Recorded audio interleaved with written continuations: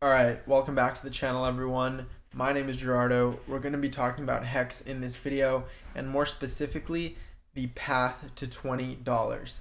Now, the path that we're going to be looking at more specifically is what I like to call the Ethereum Fractal.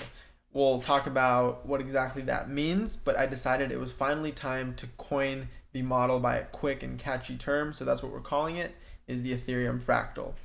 And why is that important, right? Well, Ethereum is the second most valuable cryptocurrency by market cap, sitting at a, $446 billion market cap, which is close to half of $1 trillion, with Bitcoin sitting closer to $1 trillion and HEX sitting at about a sixth of $1 trillion or so. So this is all really impressive, specifically what HEX has done in such a short period of time, and it's currently sitting at 28 cents. Look at this 7-day Nomics prediction, 40.8 cents.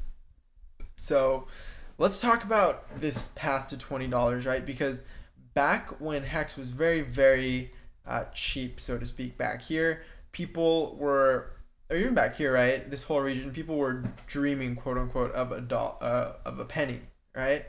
And when we finally reached a penny over here, we saw a bunch of really heartfelt testimonials come out, and it continued on with people having these really huge profits and cashing out and making their lives better, right? A lot of them.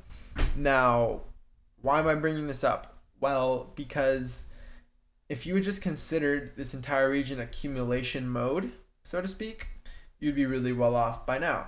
So who's to say that the same thing isn't the case right now, right? A lot of people who consider a longer term dollar cost averaging approach over time, and I'm talking about long term, they are more or less always in accumulation, right? Because they see the overall trajectory over the course of years. So they don't really care if they mess up their entry average because they know that they're consistently going to be averaging in. So you have different styles of investors, most definitely, but it's just meant to highlight this portion here, that when I say something like $20, which is like way up here, it's, it may be far off in the future, but it means you might want to prepare for if you believe a model like this is going to play out, right? And in that case, you can say, well, we're still in accumulation now. From a very, very macro long term, I'm talking 5-10 year perspective. So let me bring up why I think this could be the case. This is a very rudimentary drawing here, which shows you Ethereum on a weekly time frame and gives you an idea of the model that I created for Ethereum, right? Because we know that with HEX, we have a very clear support line, right? And so you already know what I did with HEX, which is we took a few clusters of data, right? More or less one cluster here, 2, 3, and we actually just did it with 4 clusters, fit the model, and then this happened, right? It landed almost perfectly, and because of that, we refit it to include it a little later, and it tilted it ever so slightly, but just gave that much more validity to this model, and so we did include it with the refit, most current and updated regression rainbow, and so we'll include it here. So we got these 5 clusters of data, right? And it's outlined here how we got these local minima clusters. You could call this a baseline, right? This is to establish our baseline. So we got these 5 clusters of data, fit a line through it, which is this red curve, and then we simply said, well, how far extended above it, right, have we gone? And this might be reviewed to a lot of you, but I know there are a lot of you who are new, so just bear with me here. So the farthest extended we were above said,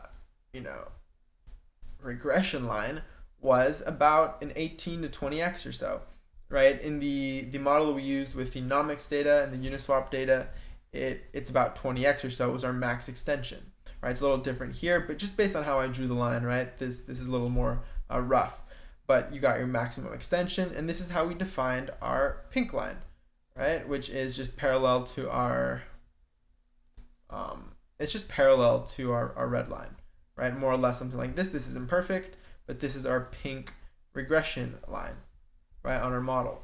And so we got something like this, and we asked ourselves, well, did Ethereum do something similar? And the answer was yes, right? We found a few local minima clusters, or you could call it just the baseline, right? And we got some data here and said, well, hey, let's fit this to a support line.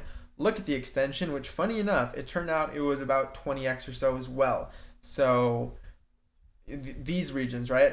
Or it did them later, I believe, right? It was these regions were about 20x extended from its regression line, which is very interesting because so is HEX. That was its maximum extension. It's what defines our pink kind of upper bound. So when all that's said and done, you already know that we have our signature regression rainbow for HEX. And then deeper into the model, right? If you find yourself in the rabbit hole of LookIntoHex.com and you landed on this was actually updated not much, but about a month or two into the creation of this model right here. So this was our original model, then we refit it and it tilted it ever so slightly. We also included both Fibonacci and equidistant. So this model evolves over time, but then we included what Ethereum did relative to its regression rainbow, right? Including all the similar levels, right, that we drew, the 7 whether equidistant or Fibonacci levels, but bounded by something like this, more or less. And we saw what ETH did relative to its regression rainbow. Now, again, this is a review to a lot of you, but every time I bring this model up, right, and I love this model so much, I realized it's a dual chart model where I have to say, well, look how it's tracking Ethereum, right? And we've been talking about this for a while, right? The fact that it's tracking the Ethereum fractal very, very nicely. But when you look at it on this perspective, you say, well, okay, what's the trajectory it's pointing towards? Like, what is this level? What is this level? Then you have to scroll up to this chart and you have to kind of remember the date. And it's a dual chart model, right? You have to look at both charts at a time. So I asked myself, well, what if I could remap this here, ETH extension, back up to this model and, input it as a relative ratio to this regression line and give you a projection of exactly what HEX would do if it followed this regression just perfectly.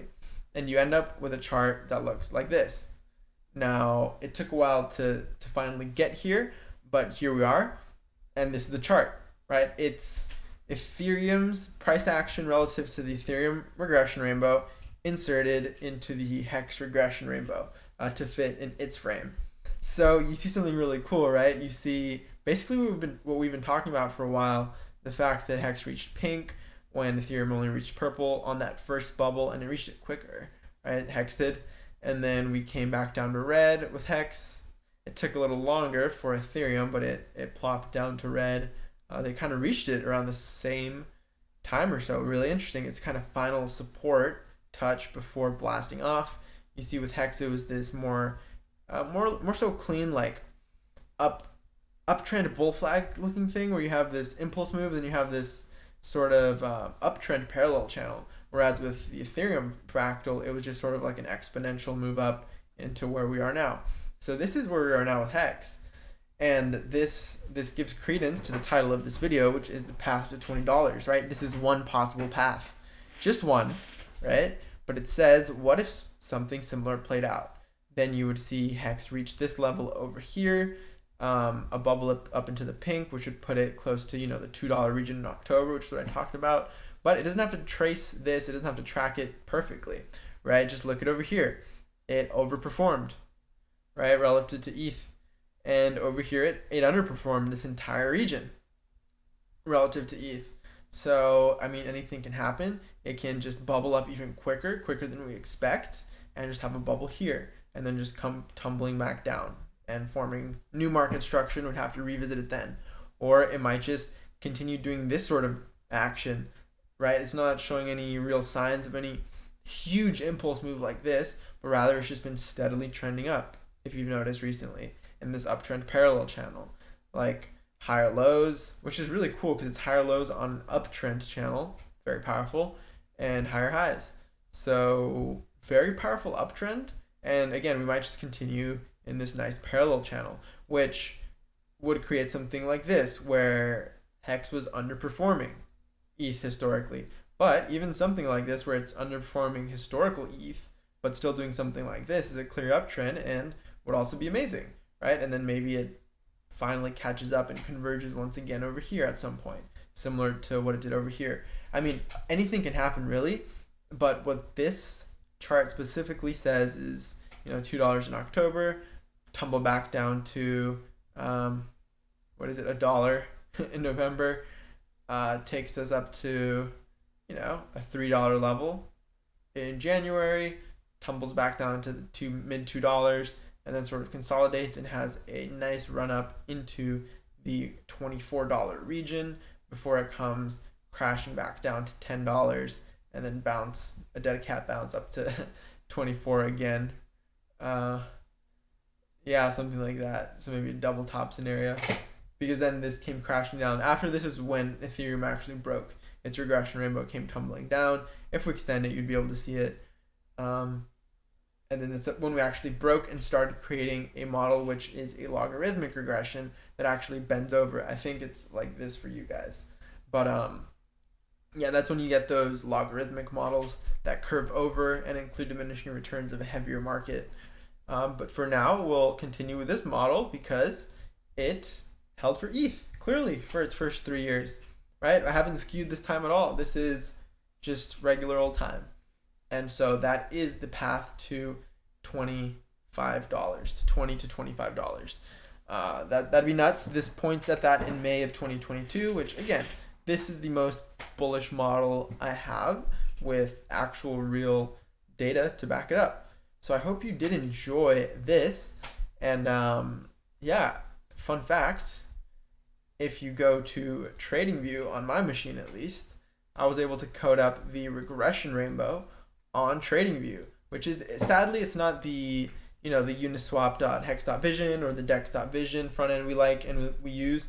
I couldn't find out how to do Pine script in there, but I was able to figure it out on TradingView, and we have our regression rainbow here on TradingView. So I might have some invite only access to this, but let me know what you guys think, because I don't want to, I probably shouldn't publish this to everyone. I have this indicator as well as, so we have the Fibonacci one, right? We have this equidistant one as well. But yeah, this is based off of the same mathematics, right? And it shows the same level of overextension, and you can track real time that, for example, reaching green now when we only ever reached it once back here recently. So I thought this was really cool. Not only that, we also have the risk metric, which if you go to our heat maps on LookIntoHex.com, right, our heat maps, and if you take away the color and just use the data, you get something like this, which shows the only bubble we've ever had to the 1 level was this time over here when we reached pink, right, on this heat map. And we're able to actually plot this now on TradingView as well down here. And it's personalizable, it's custom, because you can edit where this filter top is, right? So if you say, well, I only want it to trigger above 0.9, between 0.9 and 1, then you get a red region above 0.9 and 1. And you can see that on the price chart, you had something like that, right? Where that's when it triggered. And then on this end, it triggered, if you only want to trigger beneath 0.1, for example, it only triggered in this region over here, ever. And I think it triggered down here for a split second, which is kind of interesting at this peak, because it's based on a slope of a moving average, so it won't exactly coincide, right? But then it double bottomed, and you had sort of another opportunity right there. So that's kind of interesting, right?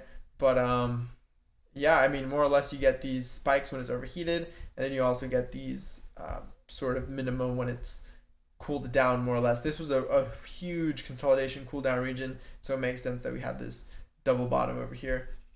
But yeah, this is a really cool indicator, and again, you can edit where you want the filter top to be. So if you want it to be really, maybe only in extreme scenarios, maybe you could filter top at 0.95, or if you're more conservative, right, maybe at 0.75, you can have it sort of show you more of a region here.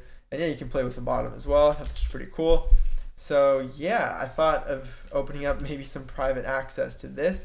Let me guys know what you think about that. But this could be very, very useful. I also have some other things up my sleeve, which I'm going to show you very shortly. Yeah, that was more or less the model that will take us from our path, that will take us on our path to $20 in my opinion. And that chart again is something like this. I don't know, should I include this on the site? I mean, there's so much, man. Like, I don't want to saturate it either. I think the regression rainbow on its own is really nice. But yeah, just know that we have this in our tool belt as well currently.